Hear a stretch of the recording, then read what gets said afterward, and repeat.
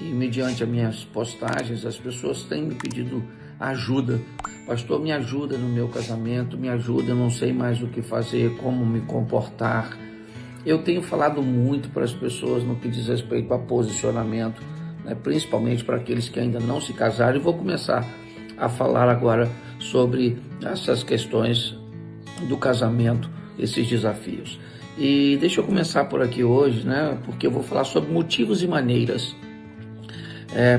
Quais são os motivos que as pessoas se casam? Eu vou mostrar um pouquinho dos motivos que podem determinar a crise que algumas pessoas estão enfrentando por causa da superficialidade da motivação. Depois nós vamos falar de maneiras, certo?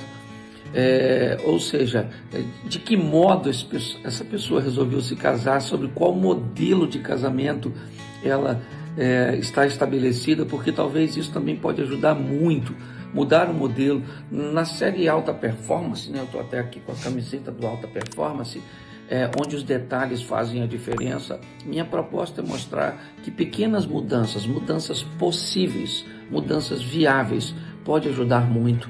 As pessoas me perguntam muito isso: pastor, eu me casei errado, e agora eu vou ter que ir nesse casamento até o fim, e como é que vai funcionar, e essa dor, e eu vou estar preso a isso? Isso a gente vai conversar mais à frente, mas deixa eu falar com vocês sobre alguns motivos pelos quais as pessoas se casam, que me deixam muito preocupado, certo? Primeiro, algumas pessoas se casam para fugir de um lar ruim.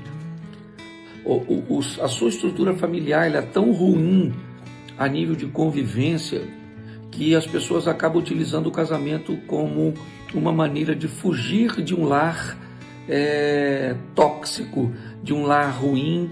E um casamento estabelecido num ambiente de fuga, a probabilidade dele dar certo é muito pequena, certo? Porque a motivação ela é muito fraca. Quem está fugindo de um ambiente onde enfrenta adversidade, é só enfrentar uma adversidade no casamento que vai usar o mesmo método que usou antes, certo? Então, essa é uma motivação bem fraca. Segundo motivo pelo qual as pessoas se casam, num sexo livre, essas pessoas acabam às vezes contraindo uma gravidez não programada. E aí, porque engravidou a mulher, porque ficou grávida, agora a gente vai ter que se unir, porque essa criança precisa de um pai, uma mãe, um lar, e tudo isso é verdade. Mas se casar por causa de um bebê é um negócio muito complicado, certo? Porque não houve uma programação, não houve um desejo, não houve nada, simplesmente é mais uma imposição. Terceiro, tem gente que se casa por pressão religiosa, faz parte de uma comunidade religiosa onde a pressão é muito grande: se case o mais rápido possível para que você não tenha problema com sexo. E às vezes também não apenas uma pressão religiosa, mas uma pressão familiar também, a família cobrando, a sociedade cobrando, e pessoas se casam por pressão, quer religiosa, familiar ou social. Também nós temos aí pessoas se casando para legalizar o sexo, Elas são religiosas e a Bíblia diz que sexo ele só pode ser feito depois do casamento, e para ceder às pressões, ou seja, para legalizar o ato sexual, elas se casam e aí acabam tendo sérios problemas, porque é uma motivação muito fraca. Também tem gente se casando por conveniência financeira, certo? Às vezes a situação da pessoa que está interessada em você, ela é uma situação financeira boa.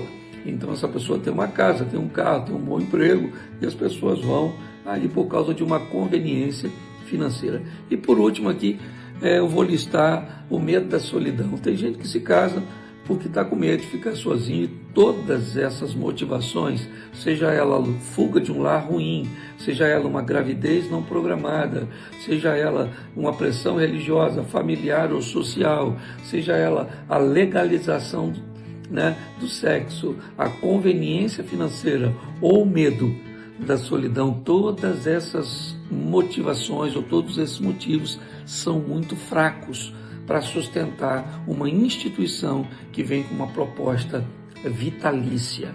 Ok? Então, primeiro, se você se estabeleceu num desses motivos ou numa dessas motivações, talvez isso seja o significado, ou uma dessas coisas signifique realmente a fragilidade, toda essa problemática que você tem enfrentado. Nós vamos falar um pouco disso mais à frente, depois eu vou estar falando de maneiras, e lá na frente eu vou estar falando sobre o que fazer para você que já está num ambiente bem ruim do seu casamento, do seu matrimônio, viu? Fique com Deus, graça e paz, e mais tarde tem mais.